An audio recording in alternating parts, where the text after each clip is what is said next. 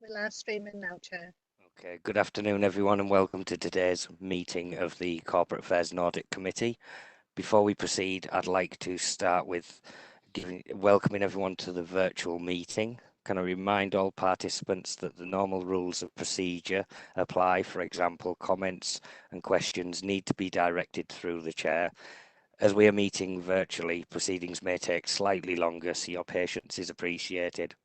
As per our virtual meeting procedures, if questions have been received prior to the meeting, I will call upon the relevant members at the appropriate time to raise those questions. If you're invited to speak, please state your name and be as specific as possible about what issue you're speaking to.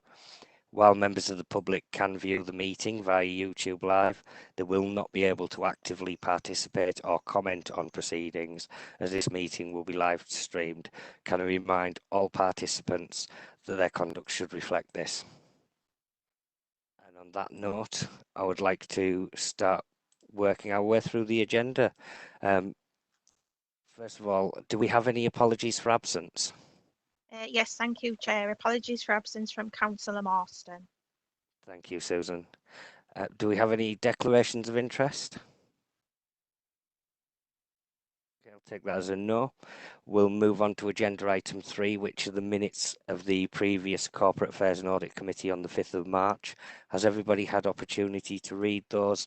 And if so, are there any amendments that they propose? Susan, I believe you have one amendment. Yes, Chair, I have an amendment from the external auditor, and it's on page 2, minute number 4, the audit planning report in the 6th paragraph. The materiality for the 2019-2020 audit should read 9 million and not 0.9 million. Okay, thank you for that. Are there any other amendments? Okay, so are those minutes agreed? No dissent, so go with those being agreed. And we'll move on to agenda item 4, update regarding the arrangements for legal services provision to Middlesbrough Council's Children's Services. And I believe it is going to be Charlotte's report, this one. Thank you, Chair. Can everybody hear me? I assume I can. I can hear you clearly there, Charlotte. Okay, thanks, Chair. So I'll assume that everybody's read the short briefing note that I've submitted that was part of the papers that came out with the agenda. The purpose of this briefing was twofold. First, to clear up a point that was raised following the last meeting about the submissions at the last meeting, and second, to provide a further update about legal services work in the context of the Ofsted inspection.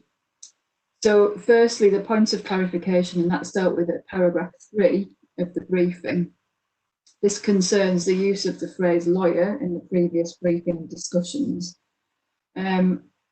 which on reflection was probably quite unhelpful, and I've set out the position in terms of when it's appropriate to use the word lawyer to describe professionals and when it isn't. And I think all I can say on the back of that, to add to that, is that there was no intention on my part to mislead the committee at the last meeting. So if any information was taken to be unclear, then I do apologise for that. So moving on to the updated position, you'll remember from last time that we talked about, Anne-Marie and I outlined that we had permission to recruit additional staff to assist with the work that we needed to do post Ofsted. Now, since the last meeting, we've had the unexpected position of being in lockdown, obviously as a result of COVID-19, and all the local authorities' recruitment has been put on hold, which has caused some delay in recruiting extra staff, which is unfortunate. However, now as we move into the recovery phase, we're now in a position to start to recruit, and we've identified together with Children's Services that they and we would benefit from an additional role, which we haven't had in the local authority before. It's at paragraph 5 of the briefing, the court progression officer, who we intend to recruit to provide a crucial link between ourselves and Children's Services around planning, diary management and so on. Moving on to paragraph 6, I've outlined here how we've introduced a change in strategy in the use of external barristers, really to achieve value for money, more value for money from the use of counsel in terms of when we appoint them, and to free up our in-house solicitors, barristers, legal executives in order to work more proactively with children's services. Finally, in terms of the legal gateway panel, this is a crucial part really of the link between legal services and children's services. And as I recall at the last meeting of the committee, we had a discussion about how best to really arrange representation to get best effect from that panel. And you can see in paragraph 7 that I've outlined the deliberations that we've had internally about how we should provide legal representation at the panel, and we've settled on the arrangements as described there, which I believe in my role as Director of Service really do give best value to children's services. I'm happy to take any questions, Chair, about the briefing if anybody would like to ask any. I haven't had any submitted in advance. Does anybody have any questions or comments regarding Charlotte's report? Yes, Chair. Councillor Hubbard. Thanks, Chair. I fully appreciate that Charlotte hasn't been with the authority very long, but in paragraph 4 it says that Ofsted's required that we need an additional 4 lawyers and 1 legal assistant. Would Charlotte know how long we've been lax in this area, where we've needed, especially when it's children's services that come under so much criticism? And does she have any idea when these roles will be fulfilled? Thanks, Chair. Charlotte. So just to clarify, the question's got 2 parts to it, Councillor Hubbard, am I right? So you're asking how long have we been in a position where we're perhaps not equipped with the number of staff that we need to deal with the demand? And secondly, how long will it take to recruit? Is that That's right, a good summary of the question? Thank you. In relation to the first part of the question, how long have we been in a position where we haven't had the number of staff that we need? I think from my point of view, as you've pointed out, I haven't been with the authority for long, but it's clear that there's been an increasing demand over a period of time, but that demand does fluctuate. And so I think it's quite difficult to comment really as to where we were a year ago and whether we had enough staff at that point. What I do know is at this point, our in-house staff are carrying a significant number of cases, and we're having to put some cases out to external lawyers as well. So we're managing, but we manage in a different way when we have a high caseload than we would if we had a lower caseload, and we could work more proactively with children's services. How long will it take to recruit? Partly that's dependent upon people who apply for the role and how long they have in terms of their contractual notice period. What we intend to do is have an advert out on a rolling basis, so that we're always, because of the fact that it's difficult to recruit to the lawyer roles regionally, we're always in a position where we'll accept applications. So I think we hope to be able to get an advert out in the next week or so. I think it's fair to say. I don't know whether Anne-Marie's got any further comments about that, but I would hope to have somebody in place within the next 2 or 3 months, certainly, if not before. Thank you. Sorry, if I could I just add to that, Chair, just to say that I am in the process of drafting the advert that's going out on a rolling basis. I think what we've accepted as a team is that perhaps we could recruit in a different way. We have tried previously on 2 separate occasions within the last 12 months to recruit to a lawyer post and been unsuccessful. So we are looking at changing our approach in that, and looking at developing a page on the Middlesbrough Council website that will try and attract people maybe from further afield to consider Middlesbrough. And we're looking at how we promote Middlesbrough as an authority, as well as promoting being a lawyer for a local authority, which is quite different to obviously being a lawyer in private practice.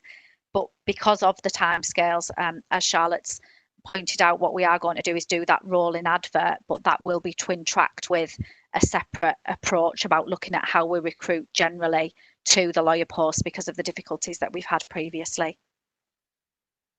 Thank you for that, Anne-Marie. Charlotte, does anybody else have any further questions or comments on Charlotte's report? Nobody's indicated. One thing I would like to say is I do think they're useful, especially in the current climate, and we appreciate the fact that legal services is like social care and social services. It's one of those areas that we struggle to recruit to. So I think it would be good to get an update as to how the recruitment process goes, because I'd like to bring you in on this, Nicola. No doubt you get feedback from people that apply that aren't successful, or those that why people, you must do some kind of work to see why people don't take up employment or offers of employment, or don't necessarily apply. It can't be just something where we put an advert out, and if we keep getting the same responses, we just keep putting the same advert out. So it'd be good to get an update to see if there's a way we can develop that and how successful this time round's gone. Well, we're actually going along with what Anne-Marie's saying. The whole council recruitment website has actually been revised and refreshed, really. And along those lines of promoting more about Middlesbrough itself. And, you know, and that affects lots of areas. It affects social care, legal, all of them. We recently, we've started to use Sector 1, which is one of the bigger recruitment websites as well. So all of our jobs that go out now go national as well, and it's a much higher profile. When we used to put them on Jobs North East, we used to get lost in amongst everywhere else.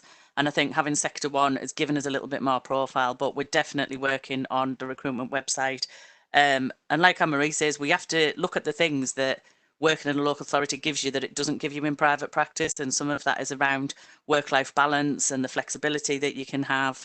And making a difference, really. And I know that might sound a bit twee, but it means a lot to some people. So we're trying to focus on those real positives rather than what they get in private practice, working long hours and things like that. So yeah, we're definitely, and we're asking a lot more of our applicants now. When we do that, we go back to them and we ask them questions like that. So we can definitely give some more feedback in the future. I think James wants to add to this as well, don't you, James? Yes, Chair, thanks. I just wanted to make a point that this isn't just a Middlesbrough issue. We do have acute issues in social care and in legal services, but that's common across other local authorities, particularly in the North East, but also elsewhere. So as Nicola said, it's about trying to do something different and trying to really influence the market, both in terms of working as a lawyer in a local authority and working in Middlesbrough. We've got to try and intervene in the market, because as it stands, the market's not working, not just for Middlesbrough, but for other local authorities as well. So the resource, the kind of the posts have been there.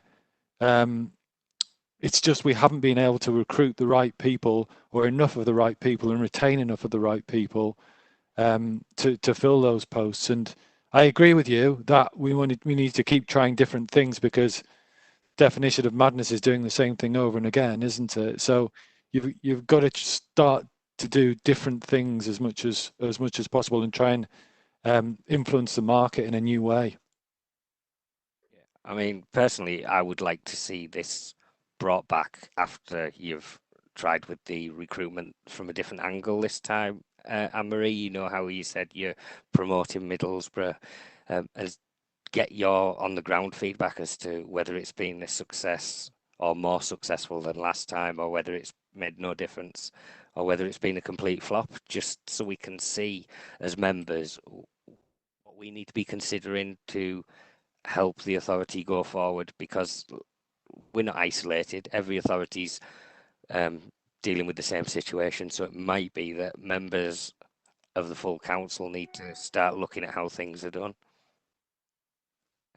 Chair, if I can comment on the back of what James has said, I think one of the challenges is to attract people from outside of the area, and that means that we have to promote a lifestyle which wraps itself around working for a local authority in the North East, and that's a challenge to kind of cast the net more widely.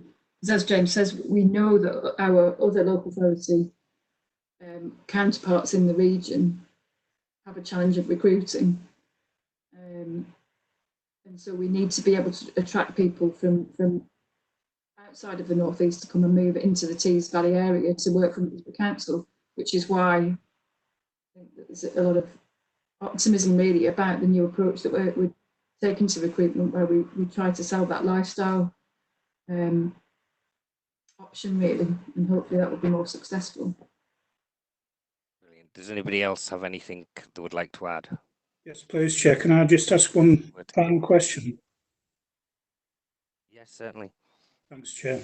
Given the fact that we are working on an advert to go out, could I ask, since the Ofsted report came out in December of last year, and given the fact that this is a very pressing matter with children's services and the Damon report we received, can I ask how many adverts we have sent out to try and gain some staff in this field?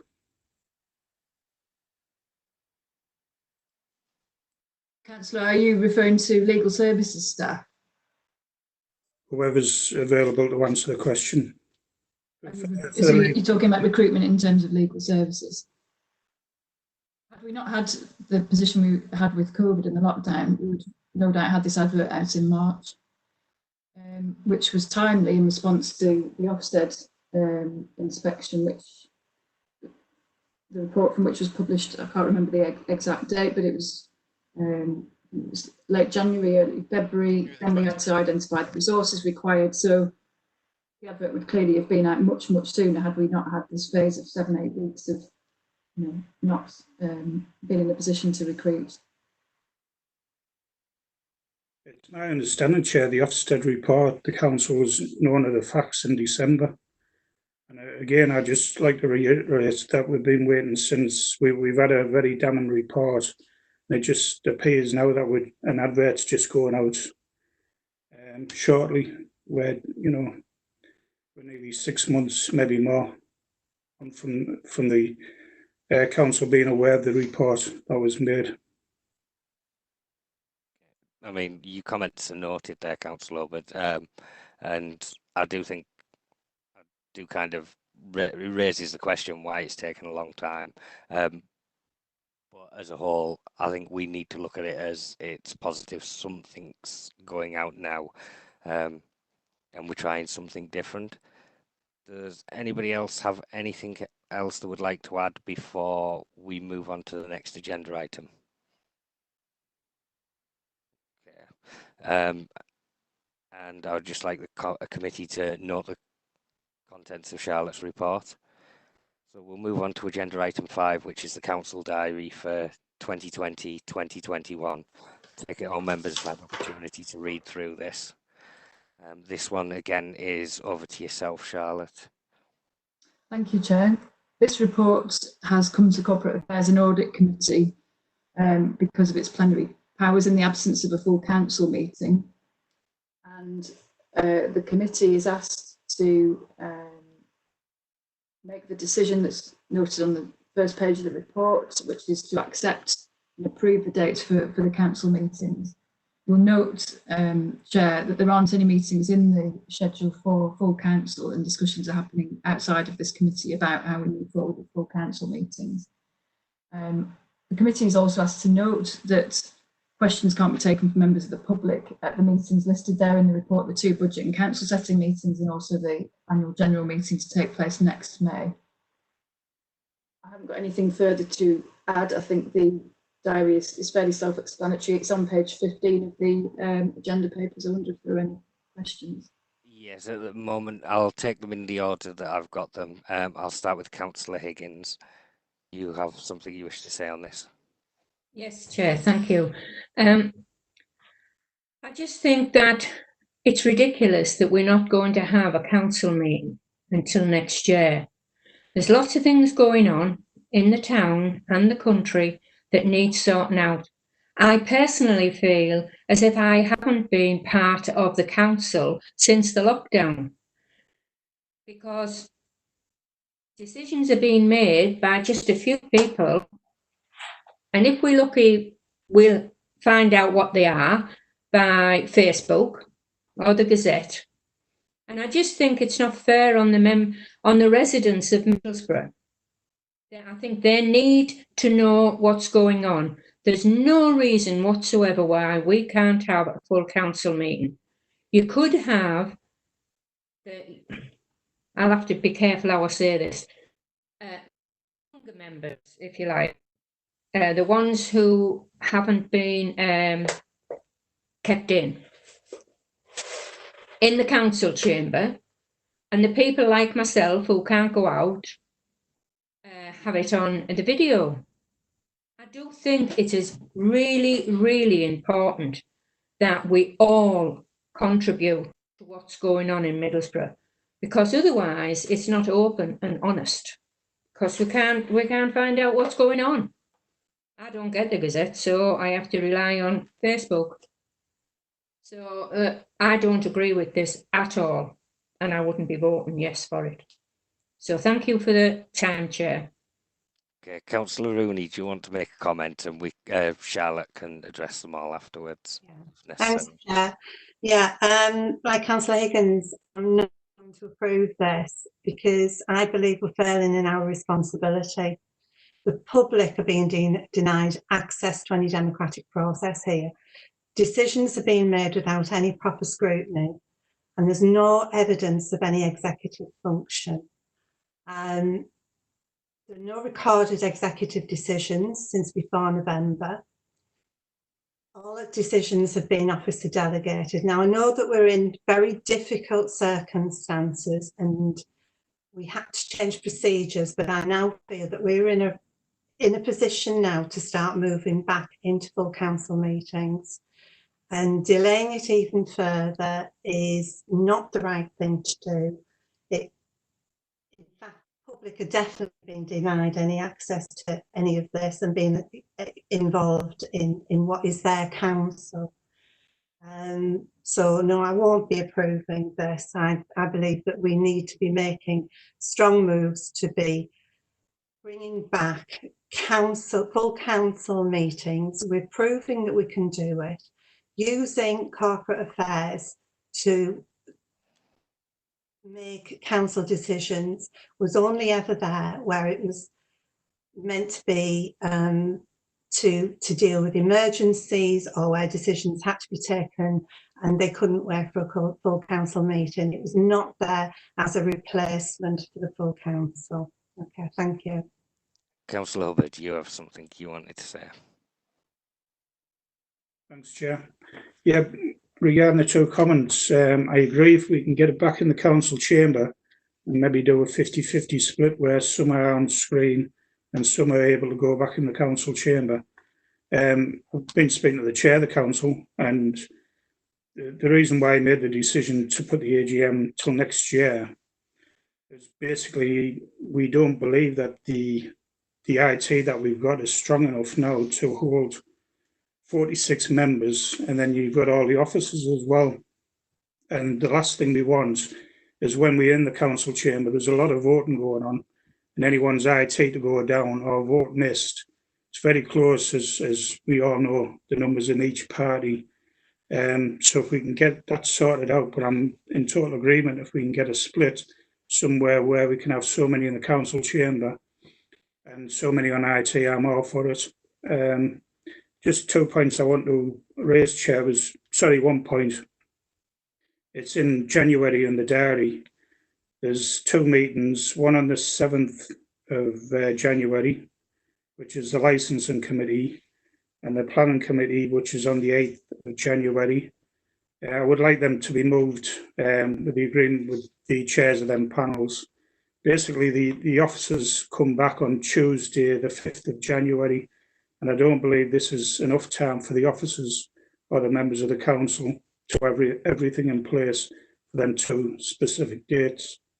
So I'd like to maybe defer them to the chairs of the licensing, overview and scrutiny, and the planning and development committee. Maybe to move them back maybe a week, Chair. Thank you. Thank you, Councillor Hubbard. Councillor John Hobson, you indicated you wish to speak. If you mute yourself and then after. I've unmuted. Somebody's muted me back. Muted. No, I'm not.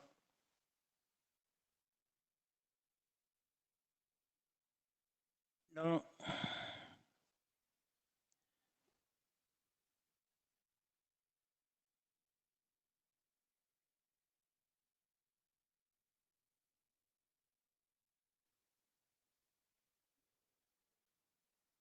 There you go. You should be okay now, John. Right. Can you hear me now? Can you hear me? Yeah. Right. In reply to Councillor Higgins about not having council meetings until next year, that's not strictly true. I'm hoping to have council meetings as soon as we can. The problem being, I'm not happy about the broadband situation. I think there's a lot more work to be done on it as to whether we can actually hold a meeting with that amount of people there all at the same time. I don't think it will. I think the broadband will go down. It's going to be screened live. That won't be very happy. I think we need at least two practice runs on a council meeting, a full council meeting with council members there to make sure that we can get it right. I'm also not happy with the electronic system of voting. I'd rather see us, if possible, go back to either putting your hand up or people having their names read out. You look at the situation. This is a meeting here today. I reckon we've got about 20 people present today. We've got 5 or 6 members here from the members' room. So when you're talking about a full council meeting with everybody there, you're talking about probably 60 odd people. You know, we're just going to be swamped with people, with machines, with computers, and I just don't think it will work. And until we get some answers and get some practice runs sorted out, I think we should just be hanging on. I mean, the council meetings that are scheduled for next year, the May one, I deferred that one because the government said we can manage without an annual meeting. We can manage without it till next year. So I thought, well, within the situation we're in, with people working all the hours God can send, doing different jobs, going into the different places, I thought we'd get rid of that out of the way. The other two that are in there are February and March meetings. They're the two budget meetings. Now, we might be able to work without an annual meeting, but we can't work without two budget meetings. So that's what those two are. As far as Councillor Higgins is concerned, I'm not stopping council meetings because of anything that I want to do. I'm stopping them because I don't think at the present time we can handle them. Councillor Higgins, you'd indicated you wish to speak again. Yes, thank you, Chair. I'm just going back to something Councillor Hubbard said about a council meeting, and it's the AGM that I'm thinking about, because I think we need to have an AGM, and I think it's an easy thing to do. I think it'll be a quicker meeting, because all we have to do is send everybody a list of the committees and the number that each, the Labour and the Conservative and all the different parties are allowed. Put your name, what you want, council, and then if somebody's just put it in and it is unopposed, then they get the job. If there's 3 people putting in, then on the night you say, oh, you're going to vote for. I mean, it's just ridiculous. There's no comeback to the executive. What is happening on the executive meetings? We don't know. I was at the overview scrutiny panel the other night, and the chairs of meetings, there was nothing to report. I mean, we can't do anything because of the virus. Well, have they forgot about telephones? Have they forgot about letters? It's just ridiculous, and I think the people of Middlesbrough deserve better. And whether it wasn't a case of saying, it's you, John, it's a case of this is what is best for Middlesbrough. I really do believe it. And I just can't believe that we're going to go on with the same people in the same positions. Well, I just can't believe that we're going to do that till next May. Okay, comments are noted. I'd like to move to Councillor Hobson, and then unless somebody different indicates the wish to speak, then we will keep the ball rolling so we're not going over the same ground. Councillor Hobson. Thank you, Chair. In a reply there, Councillor Higgins, she mentioned two things really. It was the government that approved not having an AGM. It wasn't John. It was the government that did it. Regarding going back to the executive, things have happened in the executive. I mean, the two major things that come to mind are the green waste things being sorted out and the resignation of James Bromley. Now, these two items, amongst a lot of others, were included in the Chief Executive's briefings, which we get every Friday evening. So if Teresa isn't reading them, then she's missing out on a lot. But basically, we've had what, 8 weeks of being tied down. It's not always easy to get on the telephone and arrange things. It's not easy at all. And I think we've been doing our best. In fact, I think we've been doing very well. But believe me, we will have council meetings as soon as it's proven that we can actually hold them. Thank you, Chair. Councillor Walker, do you have anything you wish to say on this? Because so far you're the only one who hasn't, apart from myself. Just want to give you opportunity.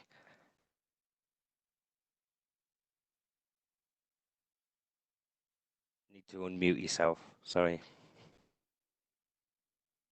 Sorry, are you able to hear me? Yeah. Yeah.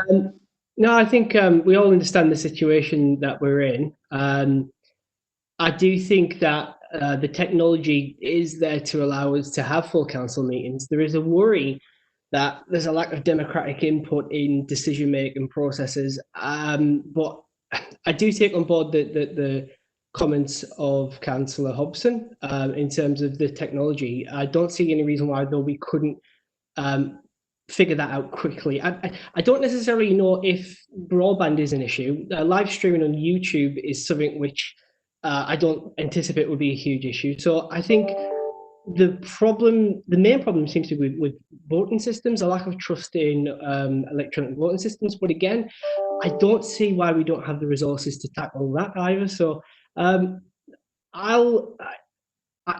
do think there are always issues with online meetings, especially at a level that we would need that at. But I don't see why we couldn't proceed and at least work to tackle those issues sooner than later. So I can appreciate the problems, but I also think that we are really lacking in terms of input from councillors and actually having proper scrutiny of council decisions and getting a view for the future in terms of how we can work and how we can actually run the council beyond just council officers and the executive members. So, yeah. Okay. I mean, Councillor, I'll let you come back in there because you indicated as I was addressing Councillor Walker, and then I would like to bring this whole bit to a close and raise a few points myself. I don't think it's appropriate to bring officers in because it seems that there's a lot of political elements and discussions and debate on this, and then we'll move it to a vote. So, Councillor Rooney. Yeah, thanks, Chair. No, I've got nothing further to say. Thank you. Okay, I mean, addressing some of the points that have been raised, I totally support Councillor Hobson with the technology issue, and it would be unnecessary and unreasonable pressures and burdens on officers at the moment, because we've seen it even at the start of today's meeting, and that's going to be multiplied. The one point that John has made, which he's entitled to do, is defer the AGM. Now, Councillor Higgins, you've raised concern about the AGM and how you want to see that because that'll affect effectively business of the full council. Well, an AGM doesn't do that. It's the rest of the meetings that the business of the full council is transacted. And again, the chair has the discretion as to determine when there's sufficient business to bring back to full council in order to hold a full council meeting, and the diary doesn't stop the chair calling a full council meeting in 4 weeks' time, in 6 weeks' time. It's entirely at his discretion, and I think we have to allow the chair of full council, in discussion with the monitoring officer, we have to allow them to have the calculated say as to when is best to have a meeting, because Charlotte can speak for democratic services and the pressures and burdens there, and she can also advise the chair with regards to sufficient agenda items, sufficient business to transact, because it's pointless and there's nothing more frustrating for the members of the public to have a full council meeting where no business is transacted. However, that said, I do agree with you on the point that far too much is publicised on social media. It's not Hollywood, it's full council. And if the elected members aren't aware of decisions that have been made, then that needs to be addressed. And I think it would be much more constructive, and it would fall well within the remit of this committee anyway, to consider ways for our next meeting as to how we can explore that can be improved and what good governance can be brought into place, because it's bad governance and bad process if we're finding out off Twitter and Facebook what's happening.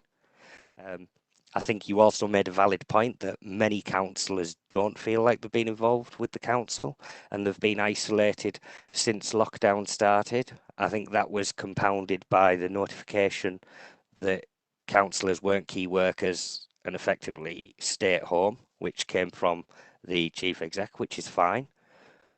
But there should still be some involvement. I agree with that. And I also think that that has had a serious impact, can be affected by all elected members, whether that's the mayor, whether that's the executive, whether that's individual councillors on a committee level.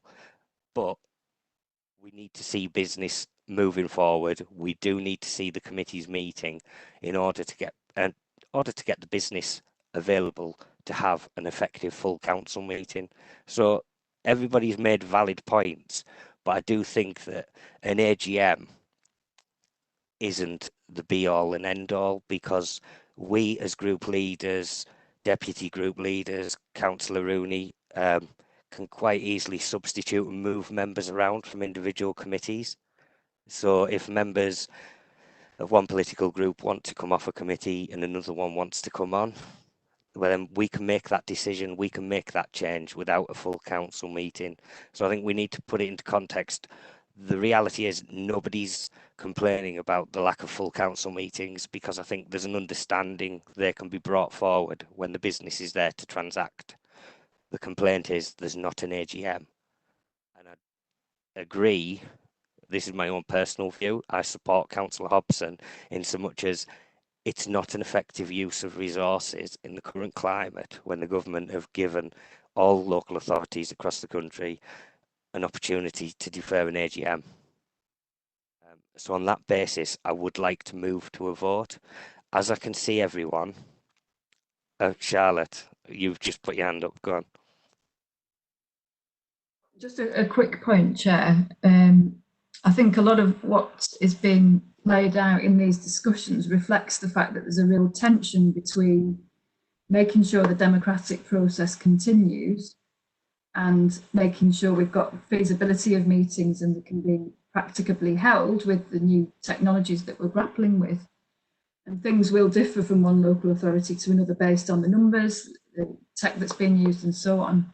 And it's our job as officers and my job as monitoring officer to make sure that we're doing everything that we can to facilitate the meetings as quickly and as efficiently as we can. And I think I need to recognise that Democratic Services have been working really hard to build that confidence and competence with the meetings. And we've had the scrutiny board in this meeting and grappled with technical issues. And we are moving towards a position where we can get more comfortable with bigger meetings. And we need to keep the situation under regular review from an officer point of view. It is a member decision as to whether we have council meetings or the AGM. But I would just urge a kind of recognition of the fact that it's, like like I said the other day, a fairly dynamic process in that we're building confidence all the time. And what is right today in terms of where we're up to with technology might be different next week and so on, if that makes that clear. Thanks, Chair. Thank you for that. I mean, essentially, that's where sort of I was going to finish. This is about a council diary that will affect democratic involvement. It will set a timetable for committees to meet. It will ensure a structure, ensure there's essentially work can be carried out and members can be involved. There are no full council meetings, but I think I've been clear on that the chair has discretion and will obviously review that with the monitoring officer.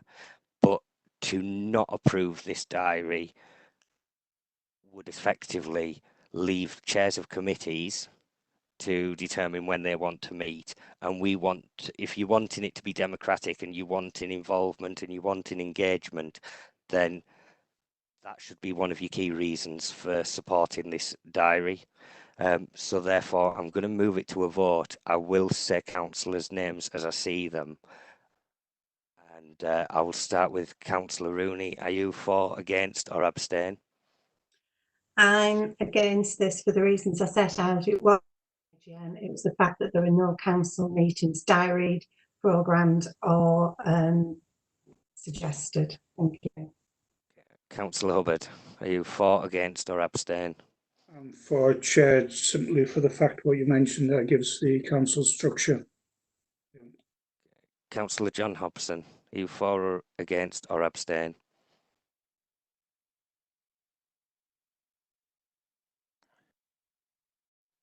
Unmute yourself again. For. Okay, thank you. Councillor Higgins, for, against or abstain? Against. Reasons I said. Can I just ask a question after the vote? I just want to know who's going to arrange these meetings? Why haven't they been arranged before? Because this is the first meeting of the Corporate Affairs and Audit to approve the diary, and we're seeking approval. Councillor Walker, if for, against or abstain? I am against, Chair. Okay. And myself as the chair and the final voter with the casting vote, for the reasons and because I've already stated them, I am in favour of this and I vote for.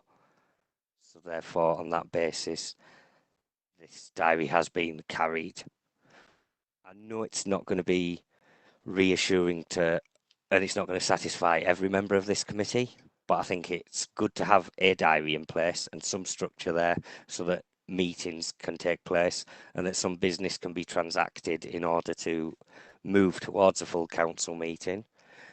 I do hope that those that voted against will engage with the chair of full council to discuss the possibilities of as and when full council meetings can come together. If you feel that the executive aren't being held to account and there's no opportunity to hold them to account, then that's the whole point of a chair of full council. Whilst they are a member of a political group, I think one thing I would say about Councillor Hobson, he does execute that role with a degree of fairness.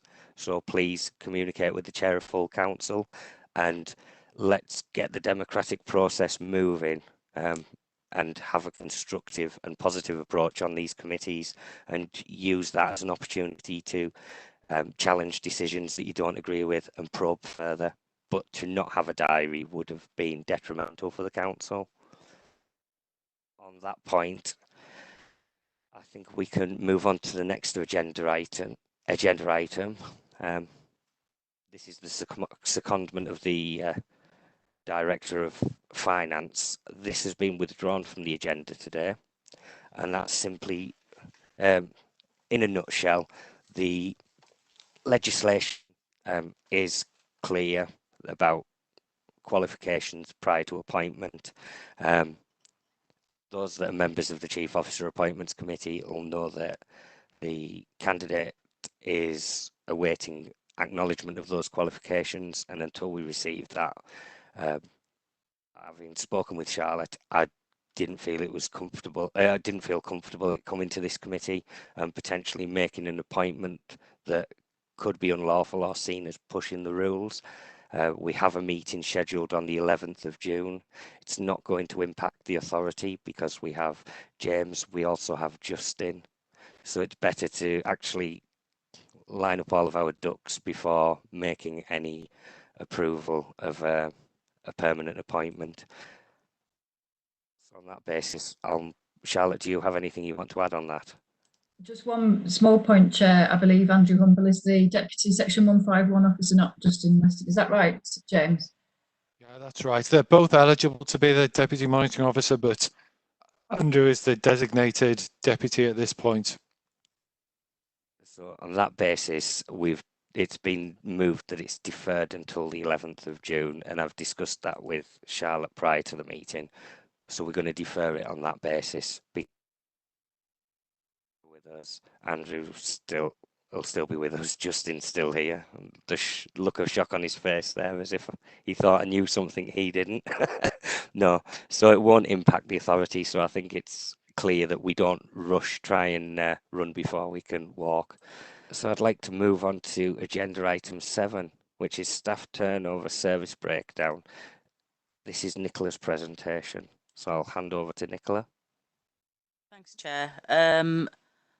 We can do this two ways. You can either just go through it in the agenda pack that you were sent, or Scott can put it on the screen. Which would you prefer? I think it'll be easier for members, no doubt, to go through the screen if possible, Scott. Bear with me, Chair.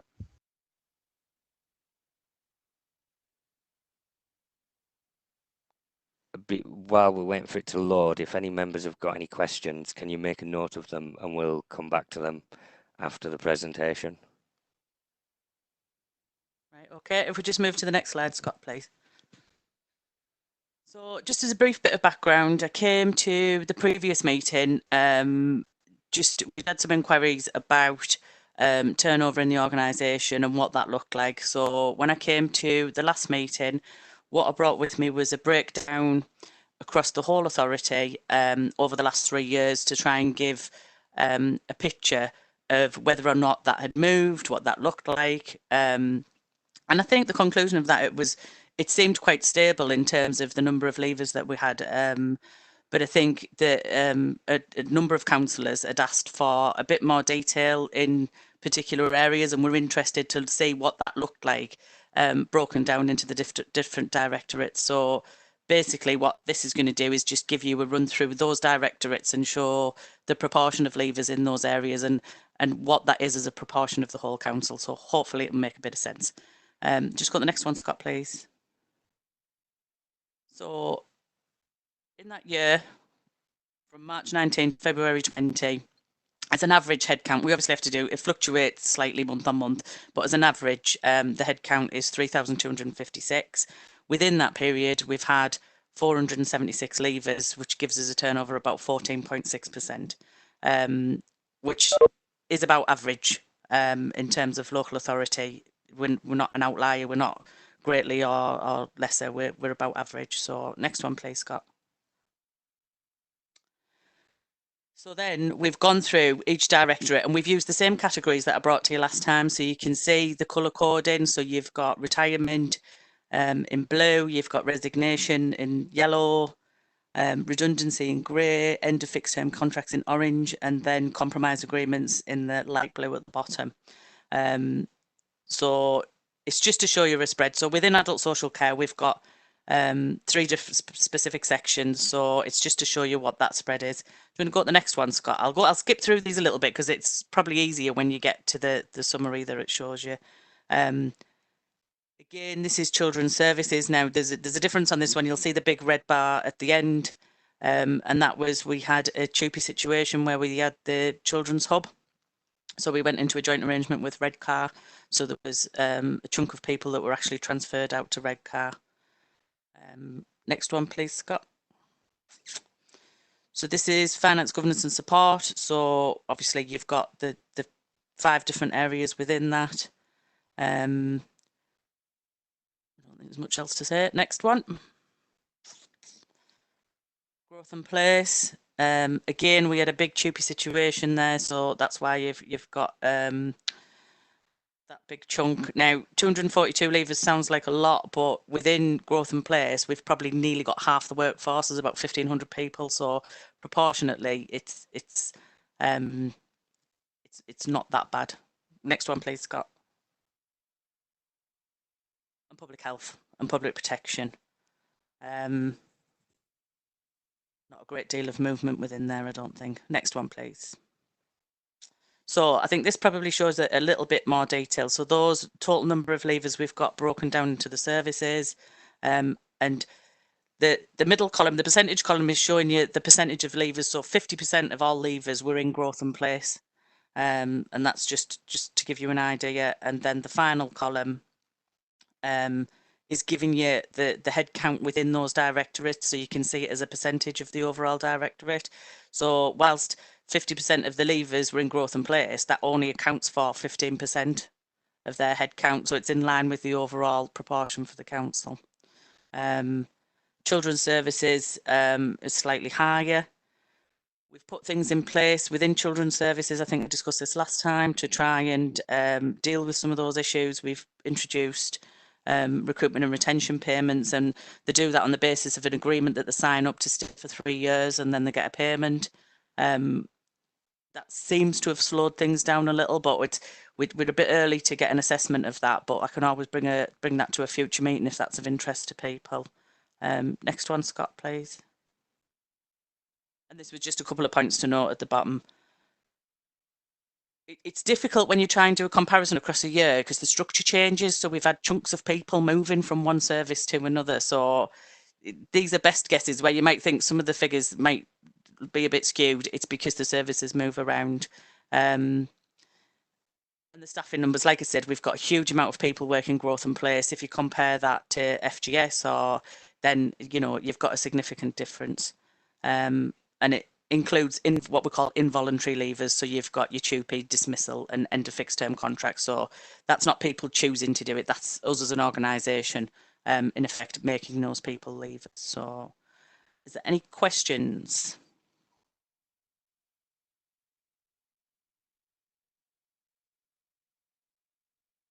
Hello? Hello? Yeah. Hi, Dean. Chair? I can't hear anybody else. Councillor Rooney, yes, you've indicated to speak. Is Yeah. everybody happy first for this presentation to be removed from the screen? Yes. Okay, nobody's disagreed, so if you can remove that, Scott, that'd be great. Councillor Rooney, sorry about that. It's Nicola. On the summary, that figure, does that include the TUPE figures? Yes. On the overview. So that includes the TUPE figures. Yeah. Thank you. Does anybody else wish to speak or comment on this? Yes, please, Chair. Councillor Hubbard. Thanks, Chair. Could I just ask Nicola, is that a collection of 3 years that she's given there, that information? No, the breakdown that we've done has just been for the last year. Just for the last year. Yeah. Originally, when I came, I gave you 3 years to see if we could see if there was a pattern across the last 3 years, and it was pretty static. There was nothing sticking out across. It was pretty average across the years. So when we've done the breakdown, we've just done over the last 12-month period. Thanks. Chair, could we note on record our thanks for Nicola?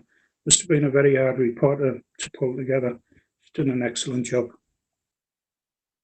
Certainly. Does anybody else wish to speak on this report? Presentation. Nobody's indicated. I mean, one thing I would like to say is it's definitely a good starting block and given us a really good overview.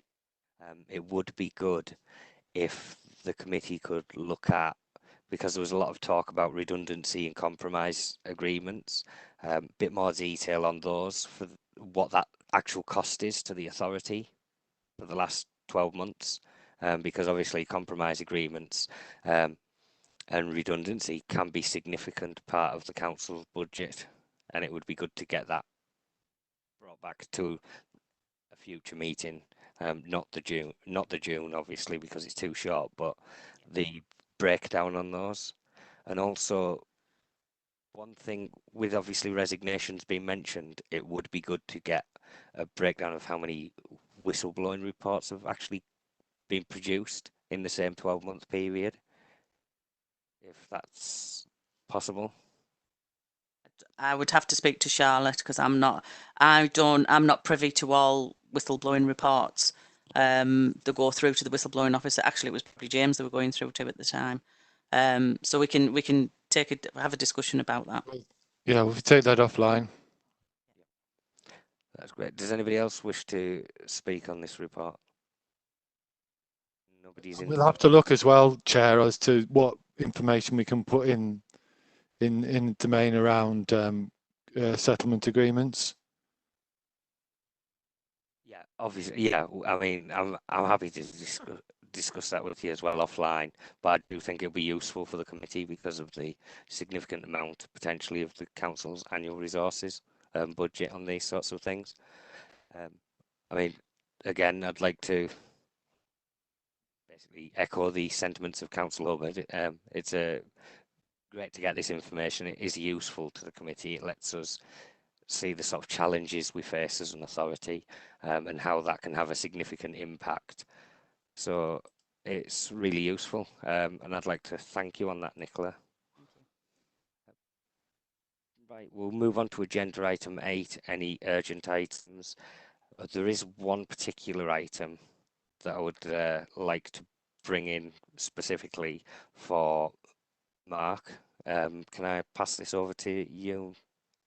This is Mark Rutter from EY. Yes, thanks, Chair. It was just a quick one, really. I just wanted to update the committee on the external audit and the current status of it, because obviously when the committee last met in March, we brought our audit plan through, and since then quite a lot has happened, including extension of the statutory reporting deadlines for local governments this year. So I'll give a very quick update on how we'll communicate with you on the remainder of the audit, but first I just think, James, I'm going to invite in, because I just think you want to just provide a quick update on the accounts production side from the council. Yeah, so I just to provide an update on this so everybody's clear, our goal is the statutory deadline for producing the accounts has been moved by legislation to the end of August for the draft accounts, and then to the end of November for the audit of the accounts. But we're not intending to wait that long in order to publish the draft accounts.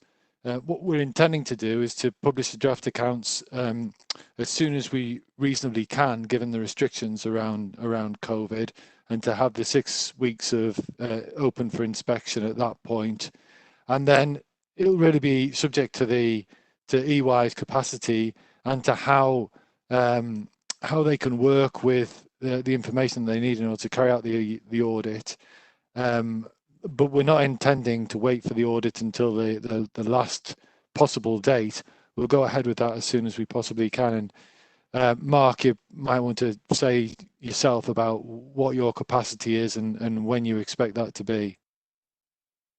Yes, thanks, James. So in terms of the audit, we're hoping to start the work not that long after we normally would have. I think there's maybe a 1 or 2 week delay on kind of the normal timetable, but you know, we understand on both sides there are other pressures that have been on teams. That means we should have most of the work done kind of by middle of August. So we propose to bring 2 things to the committee. The first one is at the July meeting, what we would propose to bring is an addendum to the plan we presented in March, which will basically set out how we have reflected COVID-19 in our risk assessment and our audit work. So that'll give the committee a chance to see kind of how we're responding while the audit's still going on. Obviously, there are some fairly significant kind of audit challenges coming out of what COVID-19 has done on the pension fund side, to say asset values within the council, things like, asset values, again, particularly PPE, and some of the other areas of the accounts. So we'll provide a full update at that point around kind of what we've seen as the risks are that might not have been existing at the time of our March report.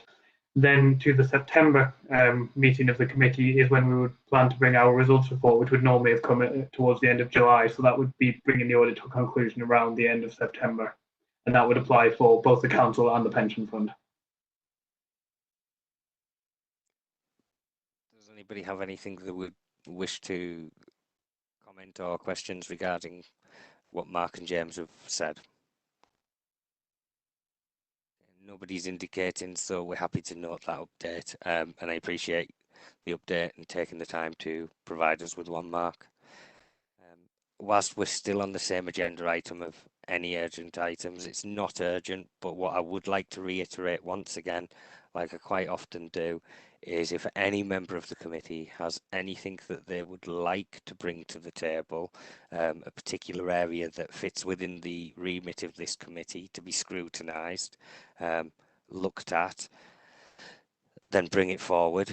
It's all part of democracy. I think we've had some good bits come forward. We've found some new information. There's lots of bits around COVID that you can perhaps think about that you might want to be brought to this committee appropriately to be scrutinised, and that should support your desire and urge for democratic process. So that's just one comment I would like to add, if that can be noted, please, Sue.